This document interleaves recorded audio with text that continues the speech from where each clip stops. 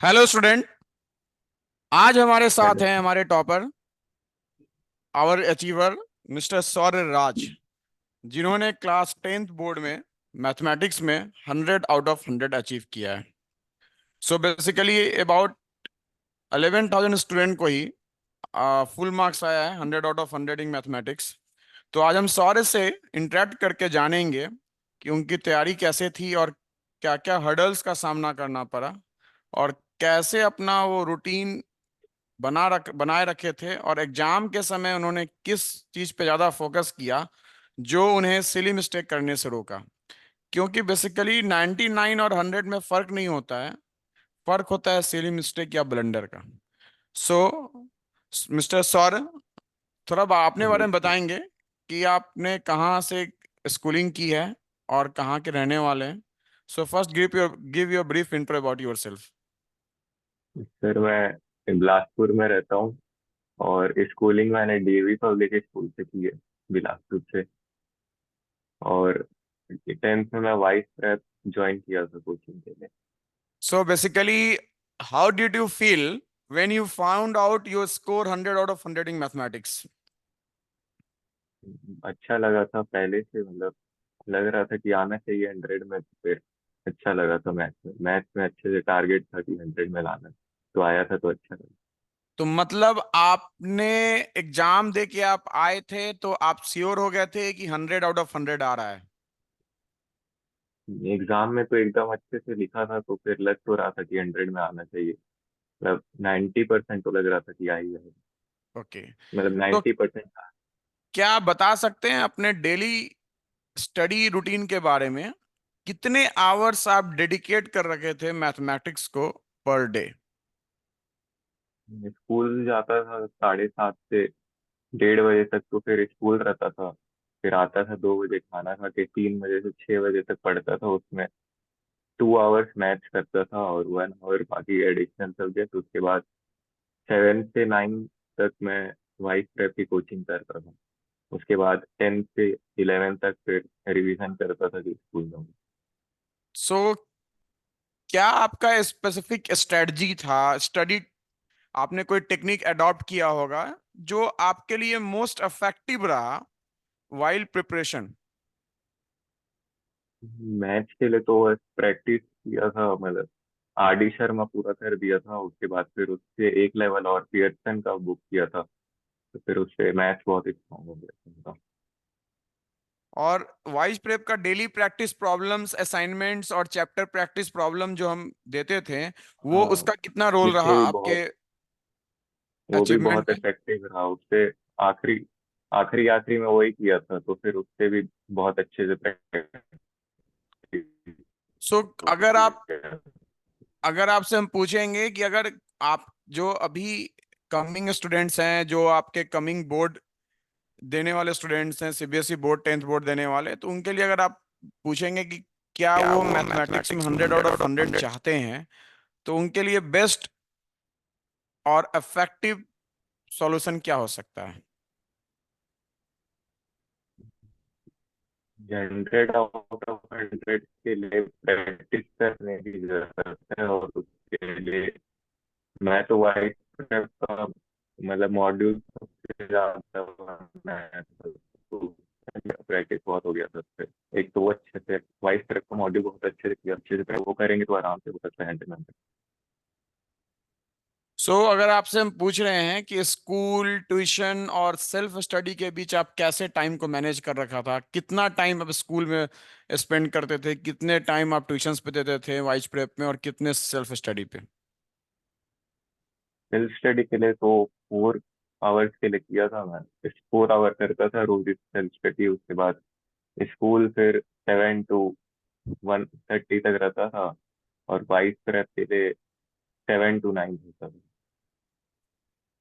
हो सकता है कि जब आप मैथमेटिक्स की प्रिपरेशन कर रहे होंगे, मैथमेटिक्स पढ़ाई करते होंगे थ्रू आउट द ईयर, तो कुछ टॉपिक्स आपको लगे होंगे काफी चैलेंजिंग, जिसमें आपका हो सकता है कि ये स्टूडेंट का फितरत होता है कि जो अगर कोई टॉपिक चैलेंजिंग होता है तो बच्चा उससे क्या होता है, बच्चा उससे अवे जाता है। तो how did you overcome all these challenges? मेरे को भी मैथ्स में दो मतलब 2 चैप्टर में बहुत ज्यादा लगा था, जैसे सर्कल एक हो गया और एक स्टैटिस्टिक्स हो गया। स्टैटिस्टिक्स में स्टार्टिंग में मतलब कैलकुलेशन बहुत करना रहता है, तो कैलकुलेशन मेरा गलत हो जाता था, तो फिर उससे उसके लिए मैं मॉड्यूल बना लिया था वाइस प्रेप का, तो उससे मेरा बहुत अच्छा प्रैक्टिस हो गया था, तो फिर गलत होने का चांस एकदम कम हो गया था। और सर्कल के लिए भी क्वेश्चन बनाया और कॉन्सेप्ट अच्छे से पढ़ लिया था, तो फिर बाद में क्वेश्चन भी बनने लगा। That's great. सो आपके अकॉर्डिंग वाइस प्रेप का एक अहम रोल रहा आपको 100 आउट ऑफ 100 अचीव करने में। हाँ। सो हाँ। अगर आपसे हम पूछते हैं कि आपके प्रिपरेशन में क्या कभी आपको ऐसा डिफिकल्टीज का सामना करना पड़ा जो आपके लिए सेटबैक रहा, या अगर न, हाँ ऐसा हुआ तो उस प्रॉब्लम्स को आप कैसे ओवरकम किए? How did you handle all those problems?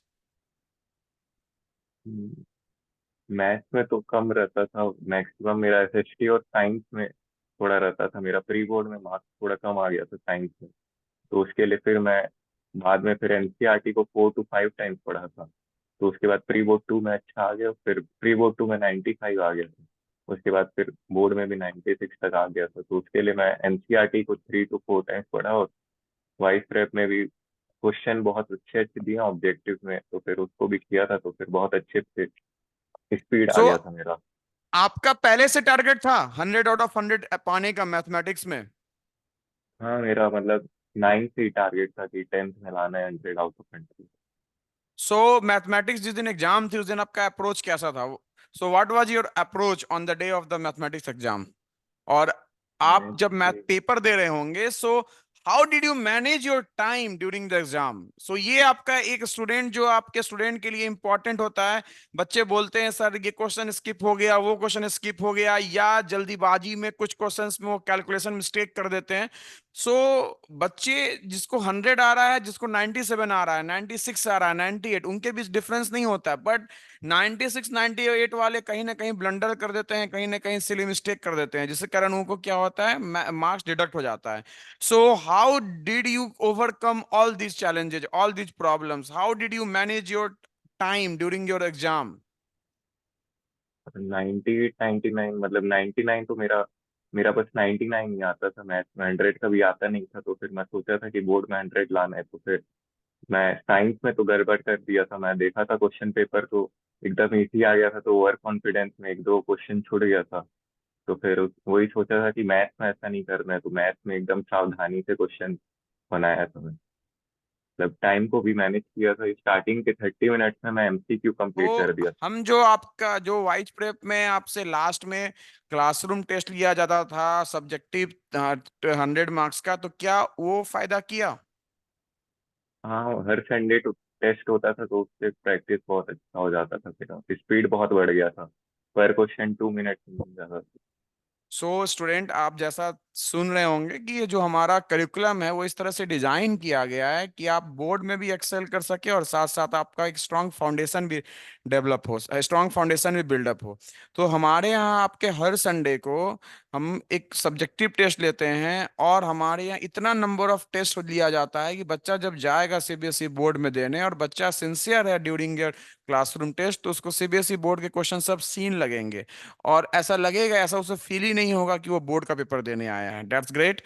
सो अगर आपसे हम पूछते हैं कि क्या आपके लिए कोई आपका क्या सजेशन है, जो बच्चे नेक्स्ट ईयर बोर्ड देंगे उनके लिए, if they want to score 100 out of 100?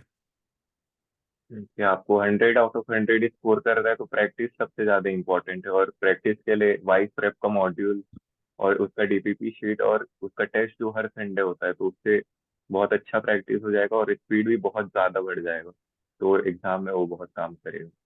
So basically, this is the advice given by Mr. Sauraj to his juniors who are aiming for a perfect scoring mathematics. Okay? So आप इस अगर आपसे हम एक personal question पूछे, how do you plan to use your success in mathematics in your future academic and career plan? So आपका आगे future academic और कैरियर प्लान्स क्या है?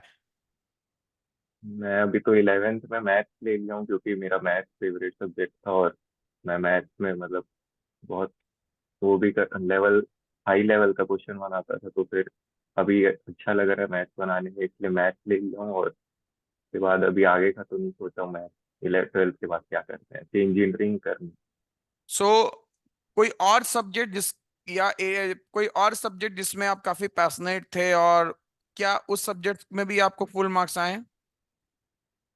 मैं संस्कृत के लिए मैं एमएफ किया था, तो संस्कृत में मेरा आया 100 आउट ऑफ 100 आया। और अच्छे, साइंस आपने में वाइस ब्रेक में मैथ भी पढ़ाई की और साइंस भी पढ़ाई की, साइंस में आपके 96 नंबर है।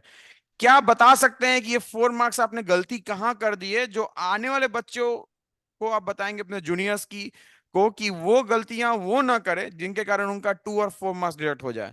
क्योंकि आपको एक जगह 96 आया, एक जगह 100 आया है, तो आप 96 में देख रहे होंगे कि आपको अफसोस आ रहा होगा कि हमने यहाँ सिली मिस्टेक कर दिया, यहाँ ब्लंडर कर दिया, जिसके कारण आपका 96 आ गया, 100 ना आके। अगर उसमें भी 100 आता तो बात आपकी और दूसरी होती। तो क्या आप अपना एक एक्सपीरियंस शेयर कर सकते हैं? मेरा 96 बस एग्जाम के डे की वजह से है, क्योंकि मैं एग्जाम जब दे रहा था तो बहुत इजी पेपर आया था, और मैं वही देख के ओवर कॉन्फिडेंस में एक क्वेश्चन छोड़ दिया था 1 मार्क्स का, और एक जगह पे 3+2 के बजाय 3+2 5 होता है, तो उधर पे 6 लिख दिया था, फोकल लेंथ निकालना था, सो तो इसी स्टूडेंट, से मेरा मार्क्स। बार बार हम बोलते हैं ओवर कॉन्फिडेंस नहीं होना चाहिए किसी भी चीज को। इवन नॉन लिविंग थिंग्स भी है, इवन डॉग्स भी है, इवन एनिमल्स भी है। You are not suppose to take any things unlightly और फॉर बीइंग ग्रांटेड। जैसा सौर ने बोला, क्वेश्चन बहुत इजी आया था, तो इन्होंने अपने अलर्टनेस को घटाया, तो ये एक जगह क्या कर दिए, एक जगह ये टाइपिंग मिस्टेक किए, राइटिंग मिस्टेक किए, सिली मिस्टेक किए, जिस कारण इनका नंबर क्या हो गया, डिडक्ट हो गया। सो ये चीज हम आपको हर बार समझाते हैं कि आपको ओवर सीरियस भी नहीं होना है और अंडर सीरियस भी नहीं होना है। So every time you have to be alerted at the most. और आप जब भी करते हैं क्वेश्चंस, तो आपको क्वेश्चंस करने का आपका ढंग होना चाहिए, सिंसियरिटी होना चाहिए। When you are attempting any paper, any questions of the board paper, ऐसा नहीं कि अच्छा ये क्वेश्चन तो किए हुए हैं हम, आपका माइंड कहीं और है, बॉडी कहीं और है। So last question I want to ask you, Mr. Saurabh. Can you share any hobbies or activities that help you relax and stay balanced during your preparation? मैं मतलब रात में रोज 1 घंटा बैडमिंटन खेलता था अपने घर के पास में, तो उससे मेरे को बहुत रिलैक्स हो जाता था, तो उससे माइंड बहुत अच्छे से फंक्शन करता। तो 1 घंटे खेलना भी जरूरी है पढ़ाई के साथ साथ। That's great. So if I always suggest my students to have recreation once in a week, and even they can, एक मैं बोलता हूँ 7 दिन में 6 दिन पढ़िए, एक दिन पूरा घूमिए, और भी 6 दिन में भी आप 1 घंटा रिक्रिएशन के लिए निकालिए। You should have some physical activities so that कि आपका जो आपका जो ब्लड सर्कुलेशन है वो आपका प्रॉपरली क्या करे, आपका वो प्रॉपरली सर्कुलेट करे। क्योंकि जब तक ब्रेन में सर्कुलेशन, एयर, ऑक्सीजन आपका क्या होगा, पेनिट्रेट नहीं करेगा, तो आपकी थिंकिंग एबिलिटी जो होगी वो इन्हांस नहीं हो पाएगी।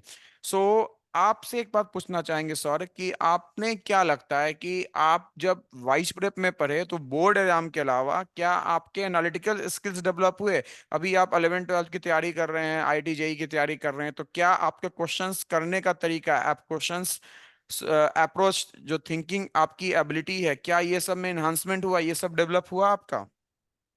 यस सर, थोड़ा वो भी, उसमें भी बहुत ज्यादा डेवलपमेंट हुआ है, क्योंकि स्कूल में जब क्वेश्चन देते थे टीचर लोग, तो उसमें बहुत मतलब मैक्सिमम लोग से क्वेश्चन नहीं बनता था, और मेरे से मतलब बहुत जल्दी बन जाता था वो, बस वाइस प्रेप की वजह से ही है। उसके डीपीवी में बहुत अच्छे लेवल का क्वेश्चन है। So thank you sorry. Wise prep wishes you good luck ahead. और I always say my students that before you become something, always try to be a good human being. Thank you for giving your valuable time. Thank you.